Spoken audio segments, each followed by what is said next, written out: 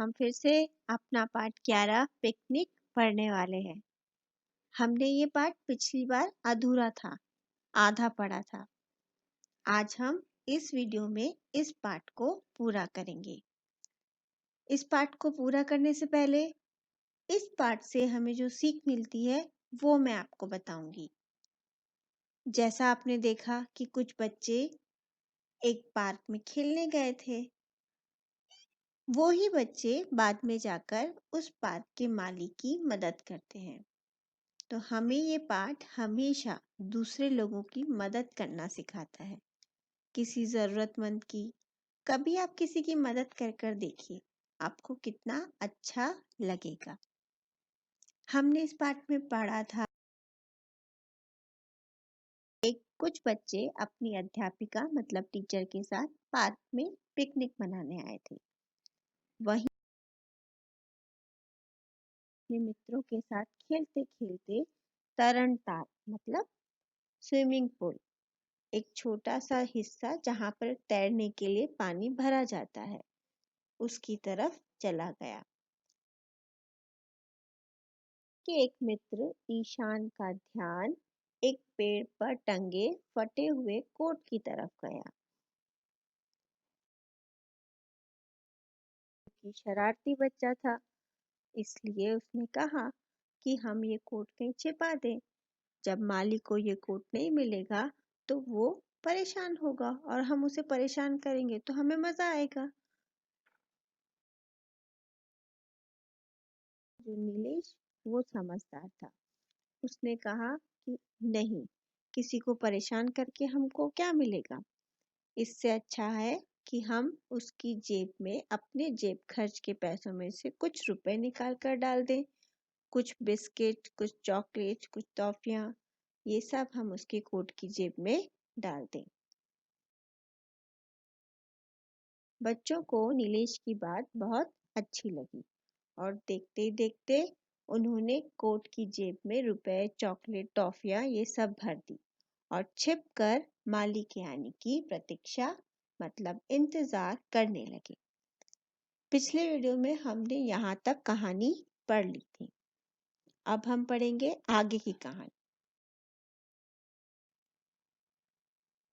तभी जब वो सब छिपकर माली का इंतजार कर रहे थे तो वहां पर जो लड़की थी उसका नाम था चैताली।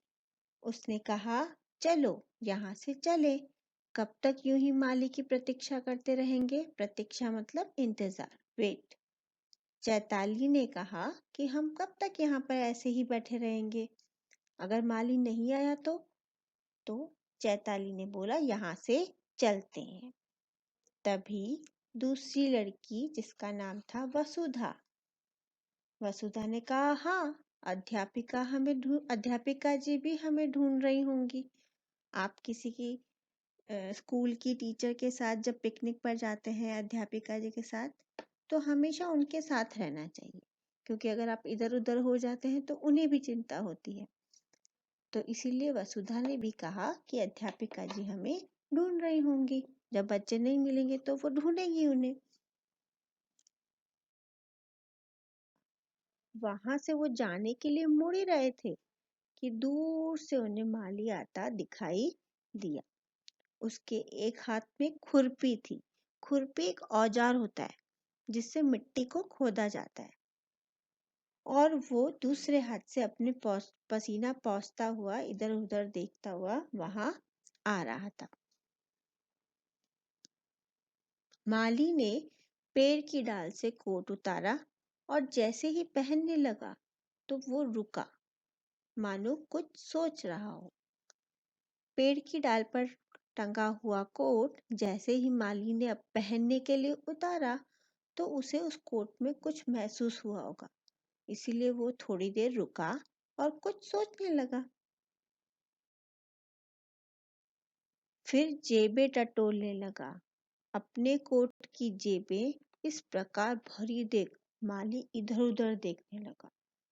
अचानक से जब उसके कोट में इतना सारा सामान जेबों में आ गया तो उसे आश्चर्य हुआ, उसे हैरानी हुई। उसे लगा कि ऐसे कैसे एकदम से कोट में चीजें आ गई। इसीलिए वो इधर उधर देखने लगा, ये देखने के लिए कि कहीं किसी और की चीज तो उसके कोट में नहीं आ गई है, किसी ने गलती से उसके कोट में डाल दी हो, कोट की जेब में रख दी हो, इसलिए वो इधर उधर देखने लगा। चारों ओर किसी को न देख वह वहीं बैठ गया और दोनों हाथ ऊपर उठाकर ऊंची आवाज में बोला। जब उसने चारों तरफ देख लिया कि कोई दिखाई नहीं दे रहा, क्योंकि बच्चे तो छिप गए थे, उसने चारों तरफ देखा, ढूंढा कि ये चीजें जो उसके कोट की जेब में है वो किसकी हैं, कहीं किसी और की तो नहीं है। लेकिन जब उसे कोई दिखाई नहीं दिया तो फिर वो वहीं बैठकर अपने दोनों हाथ, जैसे कि हम किसी ईश्वर को धन्यवाद देते हैं ना, उस उस स्थिति में, उस अवस्था में वो बैठ गया। वो ऊपर हाथ उठा के ऊंची ऊंची आवाज, मतलब जोर जोर से बोलने लगा,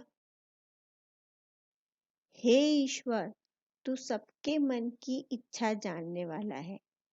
उसने, ईश्वर मतलब भगवान, उसने भगवान से कहा कि आप तो सब जानते हो, किसके मन में क्या है, कौन क्या चाहता है, ये आपसे छुपा नहीं है, आपको सबका पता है। मेरे बेटे ने चलते समय कहा था कि मैं आज उसके लिए टॉफियां और चॉकलेट लाऊं। जो माली था उसका बेटा था, और उस बेटे ने अपनी फरमाइश रखी होगी, जैसे हम भी अपने मम्मी पापा के सामने रखते हैं कि आज मुझे चॉकलेट खाना है। तो ऐसे ही माली के बेटे ने भी अपने पापा से कहा होगा कि मुझे भी आज चॉकलेट और टॉफी खाना है। लेकिन मेरी जेब में फूटी कौड़ी भी नहीं थी। लेकिन क्या था कि माली के पास पैसे नहीं थे। फूटी कौड़ी नहीं होना ये एक मुहावरा है, इसका मतलब है पैसे नहीं होना। तूने तो आज छप्पर फाड़ कर दे दिया। तूने मतलब ईश्वर, वो भगवान ईश्वर को बोल रहा है कि तूने तो आज छप्पर फाड़ कर दे दिया। छप्पर फाड़ कर देना भी एक मुहावरा है, जिसका मतलब होता है अचानक से बहुत सारा कुछ मिल जाना, जिसे बोलते हैं छप्पर फाड़ कर देना।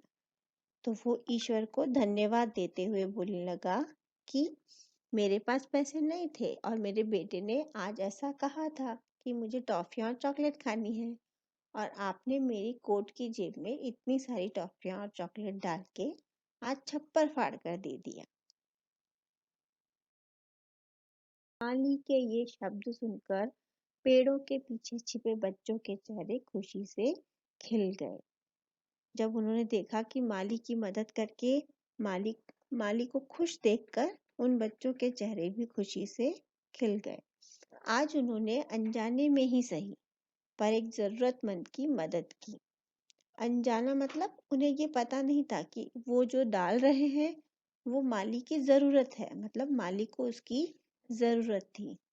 तो अनजाने में ही उन्होंने मदद की, लेकिन उसकी मदद की जिसे मदद की जरूरत थी।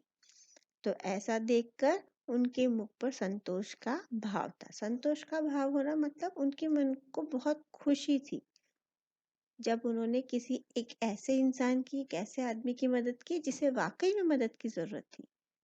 तो मदद करके जो सुख मिलता है, जो संतोष मिलता है, उसकी खुशी एकदम अलग होती है।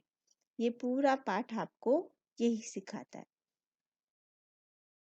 कहानी के जो लेखक थे उनका नाम है सुंदर श्याम भाटिया।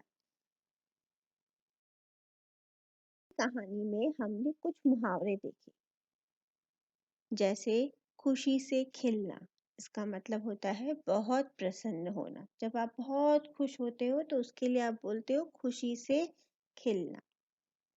फूटी कौड़ी ना होना मतलब बिल्कुल पैसा ना होना।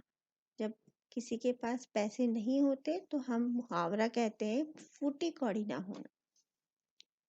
छप्पर फाड़ कर देना मतलब अचानक से एकदम बहुत सारा मिल जाना, उसका मतलब है छप्पर फाड़ कर देना। तो ये खुशी से खिलना, फूटी कौड़ी ना होना, छप्पर फाड़ कर देना, ये सब कहलाते हैं मुहावरे।